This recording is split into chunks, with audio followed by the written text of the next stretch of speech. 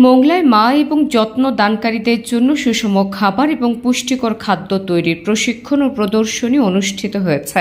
বৃহস্পতিবার 11 জুন বিকেলে মোংলার গোয়ালিন মেঠ অগ্রদূত শিশু কেন্দ্র চত্বরে এ প্রদর্শনী ও প্রশিক্ষণ হয়, যার আয়োজন করে কমিউনিটি ডেভেলপমেন্ট সেন্টার কোডেক অগ্রযাত্রা প্রকল্পে শিশু সুরক্ষা সুপারভাইজার মোতালেব শেখের সভাপতিত্বে অন্যান্যদের মধ্যে বক্তৃতা করেন মিঠাখালী ইউনিয়ন পরিবার পরিকল্পনা পরিদর্শক মোহাম্মদ হাবিবুর রহমান, সঙ্গীত শিল্পী ও শিক্ষক নাসির উদ্দিন পান্না এবং FWA বৃষ্টি খাতুন।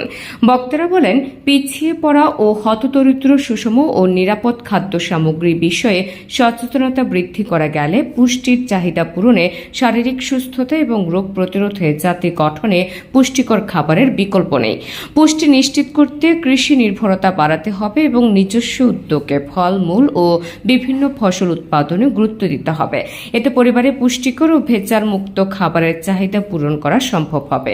অপুষ্টি দূরীকরণে সচেতনতা বৃদ্ধি এবং সুষম খাদ্য গ্রহণের বিকল্প নেই। বিশেষ করে মা ও শিশুদের পুষ্টির বিষয়ে সবাইকে আরও যত্নবান হওয়ার আহ্বান জানানো হয়। আজকে আমরা অনুষ্ঠান থেকে আমরা এতটুকু জানবো যে আমাদের কোন খাবারের কোন গুণ আছে এবং খাবারটা কিভাবে রান্না করে তার পুষ্টির মান বজায় থাকে, খাবার কিভাবে ফুটলে তার পুষ্টির মান বজায় থাকে, কোন খাবার ধুয়ে ফুটিয়ে কিংবা ঢেকে রান্না করলে কতটুকু লবণ কতটুকু তেল দিলে সুবিধা হয়, লবণ কিভাবে রাখতে হয়, রান্না কিভাবে সবজি কিভাবে রান্না করতে হয়, মাংস কিভাবে রান্না করতে হয়, এই বিষয়গুলো কিন্তু আমাদের এখানে সুস্পষ্ট বাচ্চারা তুলে ধরেছে এবং দেখাচ্ছে।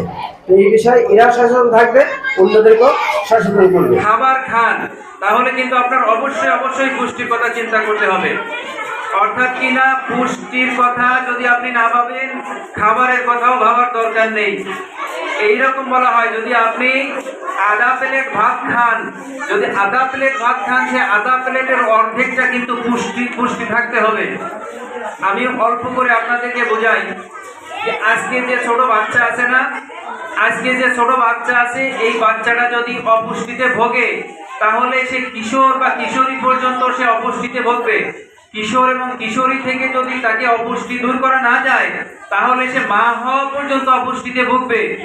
আর সে মা হওয়ার পর্যন্ত, সেখান থেকে যদি বাচ্চা দেওয়া পর্যন্ত সে অপুষ্টিতে ভোগে, তাহলে সে অবশ্যই একটা অপুষ্টি বাচ্চা প্রসব করবে। এই আয়োজনে পুষ্টি বিষয়ক বিভিন্ন খাদ্য সামগ্রী প্রদর্শনের আয়োজন করা হয়। এছাড়াও অপুষ্টির ক্ষতি রোধে সচেতনতামূলক নাটক, গান, নৃত্য সহ বিভিন্ন ইভেন্টের আয়োজন করা হয়।